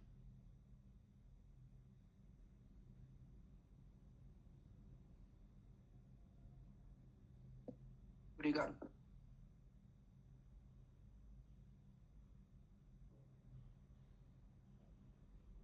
Deixa eu ver agora aqui. Bom, o déficit de cobalamina, ele vai estar relacionado com várias coisas. Mas ele vai estar mais ainda relacionado, a gente pode ver, com a insuficiência dietética. No caso, vai ser em pacientes vegetarianos, veganos, ou também lactantes de madres vegetarianas. Por quê? Porque a vitamina B12, ela tá muito presente em alimentos, como que eu posso dizer? Carnes, né? Essas coisas assim. E uma pessoa que é vegetariana não consome esse alimento. Então, por exemplo, eu vou falar uma coisa pra vocês aqui, mas tipo, só pra conhecimento mesmo. Eu tô tendo fisiopato, né? E a gente estudou anemia megaloblástica. E no caso, a anemia megaloblástica, a principal etiologia dela, no caso, a principal causa dela é a deficiência de vitamina B12. E essa deficiência de vitamina B12, como que a gente sabe muitas vezes que o paciente tem deficiência de vitamina B12? Porque quando a doutora Sari, que é a professora de fisiopata, ela passa um caso clínico, aparece lá assim, paciente de, por exemplo, 23 anos, vegano, que não consome carnes rojas, ou tipo assim, sabe, algo relacionado a isso, a gente já sabe na hora que aquela pessoa tem uma deficiência de vitamina B12, ou seja, deficiência de cobalamina. E aí isso gera o quê? Anemia megaloblástica, que até tem aqui, ó, a anemia megaloblástica. Então já fica aí uma dica para vocês agora e também pro ano que vem, que vai ser, acho, o assunto de P1 de vocês de fisiopato.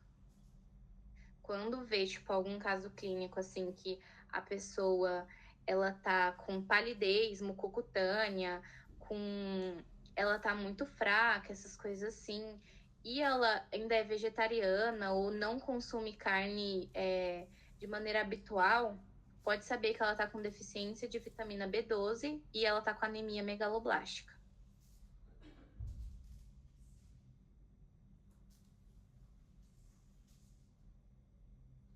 Outra coisa também que é importante saber é que, lembram lá no início quando eu falei que a vitamina B12, ela é a única que consegue armazenar no fígado?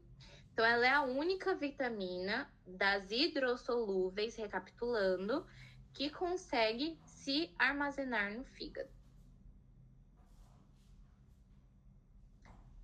Outra coisa que é importante também é que o omeprazol, ele é um inibidor da bomba de prótons e com isso ele reduz a acidez gástrica. Essa acidez gástrica, ela influi na ativação do fator intrínseco, que é liberado pelas células parenterais do estômago depois da liberação. E aí lembra lá que esse fator intrínseco se une a B12 para ser transportado para o intestino delgado, onde ocorre a absorção da vitamina B12, realmente. Então, no caso, esse uso desse omeprazol que reduz essa acidez gástrica pode levar a uma deficiência de B12 por conta desse... Porque vai faltar esse fator intrínseco para se unir a B12, entendeu?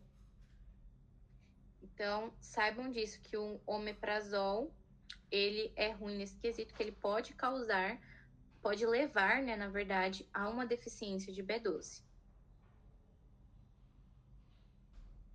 Então, só recapitulando agora, a B12, vitamina B12, também chamada de cobalamina, ela tem 4 formas químicas: adenosilcobalamina, cianocobalamina, hidroxocobalamina, metilcobalamina. Temos que lembrar que no centro da estrutura dela a gente tem um metal chamado cobalto.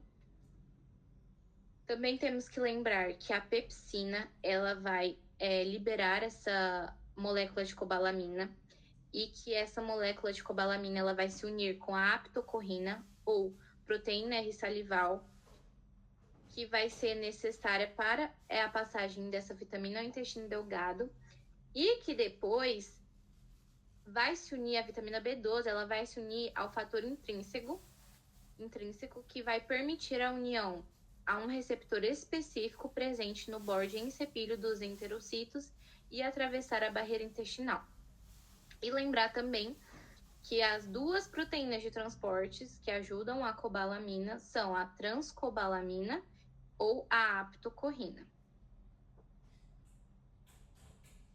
Recordar que é a única que consegue armazenar-se no fígado e que na hipovitaminose a gente tem muito insuficiência dietética, no caso de vegetarianos, veganos ou ninhos com mãe vegetarianas, e a anemia megaloblástica, que é também muito importante, e que o omeprazol, que é um inibidor de bomba de prótons, ele reduz a acidez gástrica e pode levar a uma deficiência de B12. Alguém tem alguma dúvida?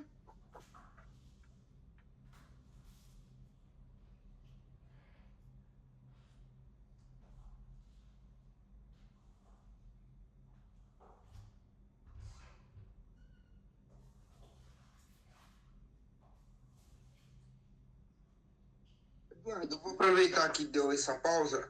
Eu vi que tem bastante gente colocando o nome, o RA nos comentários. É pra gente colocar? Eu não entendi, acho que eu peguei um pouquinho atrasado. Não, beleza, Sim. então. E eu esqueci também de perguntar a sala de vocês. É porque eu vou fazer depois uma lista para dar para professora. Mas isso Não, aí eu eu já acho vou que não colocar vai já. valer ponto extra, não, tá? Só avisando. É porque a Não, gente só porque ela gosta também que avisa. É que eu fiquei na dúvida, eu não quis atrapalhar e eu vou colocar agora então. Não, gente. Eu ouvi aí de longe o elogio para mim. Eu fico muito feliz, de verdade. Eu fiquei muito feliz que o pessoal da turma F gostou muito do meu repasso no semestre passado, né? Porque a doutora, ela vai me contando as coisas. E aí, eu espero que vocês vão muito bem nessa prova, tá? Provavelmente, segunda-feira, estarei lá com o segundo F acompanhando na prova. O resto eu não sei, vai ver quanto aos meus horários, mas eu espero que ajudem vocês, de verdade. Talvez, quem saiba, ano que vem, né, fisiopato? Vocês me procurem, mas eu gosto mais de anatopato. Qualquer um que vier é lucro. Que é duas Anatopato matérias que não é fácil, não. Não, mas não é mesmo. Só que, tipo, não se apavorem. Eu sei que tem muita gente que fala assim, não sei se já falaram pra vocês que fisiopata a prova é toda aberta, essas coisas assim. Mas realmente tipo, todas as questões abertas de fisiopato. Porém, é tranquilo, sabe? Ela não cobra, assim, coisas de bicho de 7 cabeças. É tipo, se você vai na aula dela, você consegue, sabe? É bem tranquilo. E no Eu final desse particularmente ano... tenho dificuldade para entender o que ela fala, porque ela fala meio enrolado. Não sei se é por causa da língua ou da deficiência que ela tem. Mas é vida que segue, né? Vamos que vamos. Porque, assim, o que acontece? Com o fisiopato, vendo o vídeo no YouTube, tipo, você pesquisar, assim, fisiopatologia da anemia. Meio que é tudo muito parecido, entendeu? Então, assim, logo no início das aulas, eu peguei e eu via mais vídeos, assim, também, que eu não conseguia entender muito. Eu fui pegando agora, mais pra esse semestre mesmo. Vamos voltar, então, para a vitamina C. E aí, depois, se vocês tiverem alguma dúvida, no final a gente pode voltar em algum conteúdo ou alguma coisa assim do tipo. Então, a vitamina C, também chamada de ácido ascórbico, ela é uma vitamina hidrossolúvel e ela é termolábil. A doutora gosta muito desse conceito, termolábil. Por quê? Porque significa que não suporta uma grande variação de temperatura.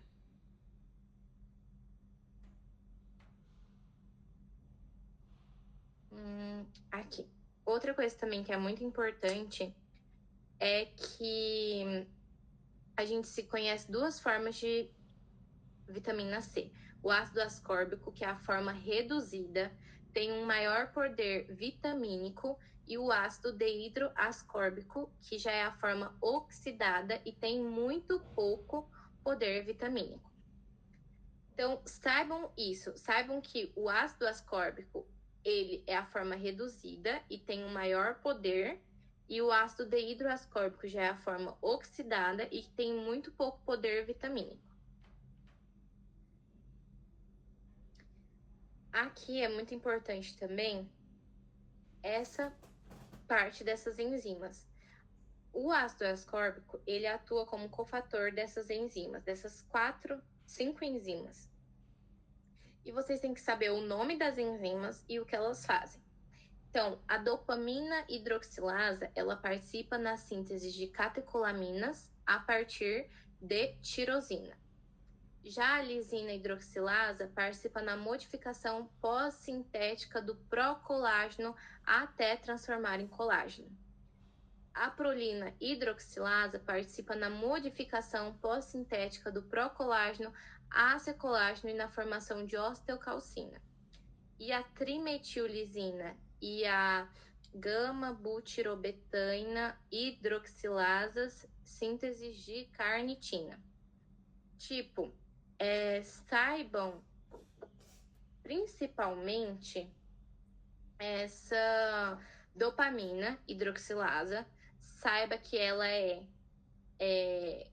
síntese de catecolaminas a partir da tirosina, e saiba que a lisina hidroxilasa e a prolina hidroxilasa é para o colágeno.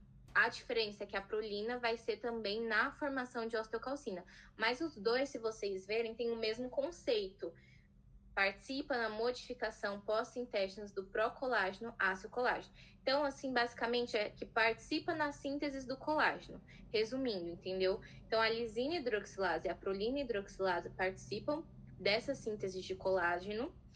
Só que a prolina, ela também participa na formação da osteocalcina e a dopamina hidroxilasa na síntese de catecolaminas a partir de tirosina. E essa trimetillisina é síntese de carnitina. Eu sei que isso aqui é bem dificinho assim de lembrar. Infelizmente, isso aqui é um pouquinho decoreba, mas ela gosta de cobrar essas coenzimas, entendeu? Então, saibam principalmente essas 3 primeiras, que geralmente é as que ela mais gosta. E não precisa, assim, decorar, igual eu tô falando. Tipo, não precisa decorar cada palavrinha. Não precisa. Só saiba que, por exemplo, a dopamina hidroxilasa, síntese de catecolaminas a partir de tirosina. Lisina hidroxilasa, colágeno. Prolina hidroxilasa, também colágeno, mas também a formação de osteocalcina.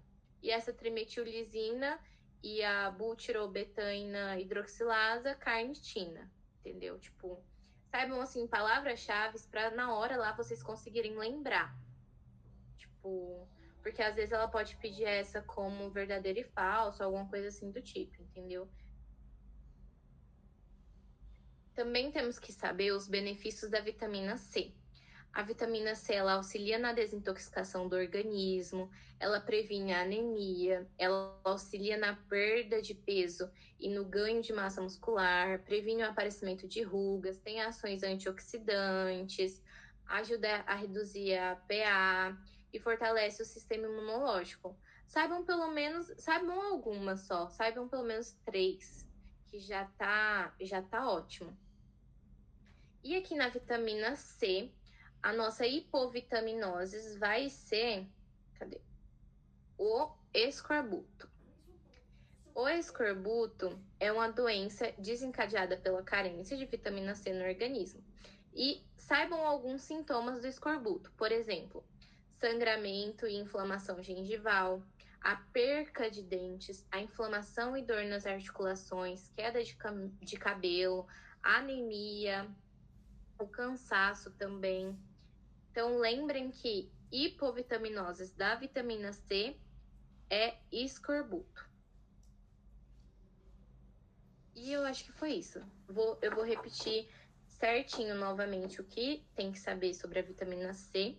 E aí depois a gente vai para as dúvidas. Se vocês quiserem voltar para algum ponto e eu explicar de novo, podem ficar à vontade, tá?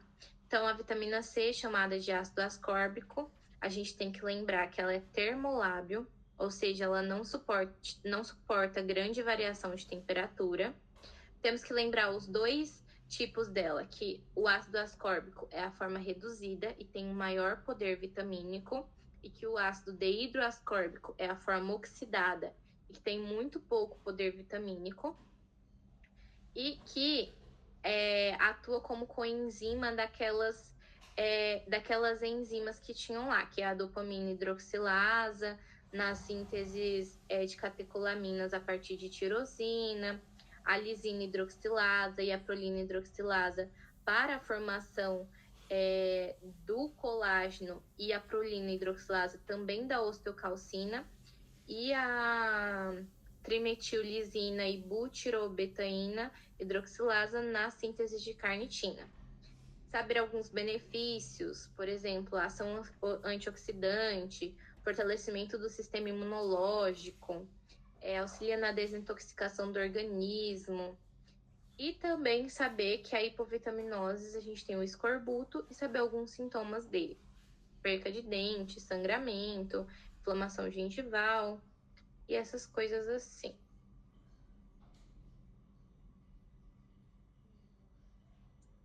E eu acho que aqui nós terminamos. Foi tudo, né? Alguém tem alguma dúvida? Pode falar, Neivison Ferreira. Acho que você levantou a mão. Foi nada não. Obrigado aí. Parabéns. Gente, se vocês tiverem postado foto no Instagram, vocês me marcam lá, tá? Eu vou mandar aqui o meu Instagram no chat para eu poder repostar. Ô, Eduardo, eu tenho uma dúvida. Pode falar. A estrutura química, o desenho, ela pode cobrar, no caso, só da B6 ou tem alguma outra que pode ser que ela coloque a imagem? Você fala a imagem ou a estrutura química? Porque Coloca a estrutura química mesmo.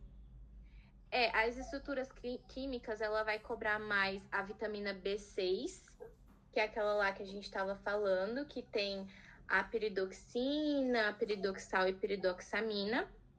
E ela também pode cobrar da vitamina B1, que eu não sei se vocês lembram, mas que diz que... Cadê? Deixa eu ver se eu consigo voltar aqui. Aquele anilho lá, que consta de um anilho de pirimidina e outro de tiazol unidos por ponte de metileno. Ela também pode cobrar essa estrutura química. Então foi B6, B1, e ela também pode cobrar a da B2, que é a riboflavina, que diz que a estrutura química dela dá uma cor amarela e fluorescência abaixo aquela luz ultravioleta, sabe? Aí por isso que, tipo, dá uma cor intensa na urina. Então, as estruturas químicas se baseiam nessas três mesmo, que é o que ela mais vai cobrar. B6, B1 e B2. Perfeito, então. Obrigada. De nada. Obrigada pelos chats aí que eu tô lendo tudinho. Boa sorte para vocês na prova, estudem bastante, vai dar tudo certo. Provavelmente, talvez eu esteja na sala de alguns. Se vocês tiverem alguma dúvida, é só me chamar, se eu tiver presente na sala, tá bom? Tchau, tchau. Como que é seu Insta? Oi? Eu mandei aí, ó, Duda_Calmeida.